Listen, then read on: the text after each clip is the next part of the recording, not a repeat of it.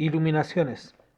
Aunque podríamos extendernos muchísimo describiendo este misterioso e interesantísimo fenómeno de las apariciones, como ya lo hemos tratado más a fondo en mi libro Visionarios, Místicos y Contactos Extraterrestres, pref- preferimos detenernos más en otra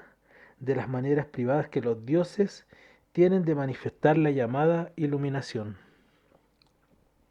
Si bien es cierto que en la mayoría de los casos en que hay una aparición, esta va acompañada de una iluminación o ilustración de la mente del vidente, sin embargo, en muchas ocasiones no es así, ocurriendo la iluminación sin que haya tenido lugar aparición alguna. Como ya apuntamos antes, la iluminación puede ser repentina o puede ser progresiva. En las iluminaciones repentinas, el sujeto se siente súbitamente inundado por una felicidad que empapa no solo el espíritu, sino que lo cala hasta los rincones más profundos de su cuerpo. Y junto con ese sentido de felicidad inefable, el ser humano siente su mente y su inteligencia repentinamente agrandada con conocimientos que nunca antes había tenido y de los que ahora se siente seguro. Naturalmente, el individuo relaciona lo que está sintiendo por dentro con lo que está viviendo, y siendo tan arrebatadora la experiencia por la que está pasando, no puede menos que relacionarla con Dios o con algo que procede muy directamente de Dios. Ante tanta felicidad y tanto asombro, la capacidad crítica del vidente se hace nula, y ni por un momento duda de que aquello que tiene delante, que es capaz de causar en él tal transformación, no sea algo divino o Dios mismo.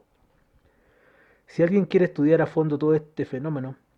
debería leer a un autor clásico en estas materias que por desgracia es muy poco conocido en el mundo hispanoparlante. Se trata de William James, uno de los padres de la moderna psicología, quien en su libro Las variedades de la experiencia religiosa hace desapasionadamente y de una forma objetiva y magistral un análisis exhaustivo de todo este fenómeno, el que relaciona con el misticismo cristiano, la llamada santidad, los estados de trance, etc. James, a pesar de no proceder del campo religioso y de dictar sus clases en una universidad laica, no duda de la realidad de las transformaciones instantáneas de muchos de estos iluminados, algunos de los cuales eran amigos suyos y miembros de la nobleza inglesa, y en lugar de negarse a oír o de recibir las informaciones con la sonrisita con que lo hacen muchos de los autollamados científicos, investigó a fondo durante muchos años todos estos estados alterados de conciencia, llegando a conclusiones interesantísimas que es, que es lástima desconozcan la mayoría de los teólogos y autoridades eclesiásticas. El fenómeno psicológico de la iluminación estaba en tiempos pasados muy relacionado con la conversación religiosa y estaba muy condicionado a la presencia o a las prédicas de algún gran predicador o santo. Hechos de esta clase abundan en las vidas de todos los santos y no dudamos por un momento de que en realidad haya sido así. No solo los admitimos, sino que los extendemos a ámbitos y circunstancias ajenas a lo religioso, aunque entonces reciban otros nombres. En la actualidad este proceso de iluminación se sigue dando, pero en una sociedad mucho más secularizada e independiente de la influencia religiosa. Ya no está tan íntimamente relacionada con creencias teológicas y sin más con ideologías esotéricas y filosofías orientales, panteístas o cósmicas. Eso sí, hay que admitir que todavía, sobre todo en algunas sectas protestantes, el fenómeno de la iluminación está completamente entremezclado con el religioso, recibiendo estos el nombre de conversión, bautismo del Espíritu Santo o nuevo nacimiento. En la actualidad, las personas de una mentalidad liberal o agnóstica, pero con un grado alto de cultura y dotada de una gran sensibilidad hacia la naturaleza, abre paréntesis, y especial entre aquellas influenciadas por las filosofías orientales y entre practicantes de algún tipo de meditación, de acuerdo con estas filosofías, cierra paréntesis, cuando se da el fenómeno de la iluminación, este no suele tener las connotaciones religiosas que son frecuentes entre las personas menos cultas y no suele impulsar al individuo hacia una corroboración o admisión de tales creencias que les haga identificar la experiencia con algo divino, religioso o sobrenatural. Por lo general, el individuo de estas características que experimenta la iluminación, si ve alguna entidad luminosa, no suele identificarla tan fácilmente con Jesucristo o con alguien personaje de la teología cristiana, y en cuanto a la paz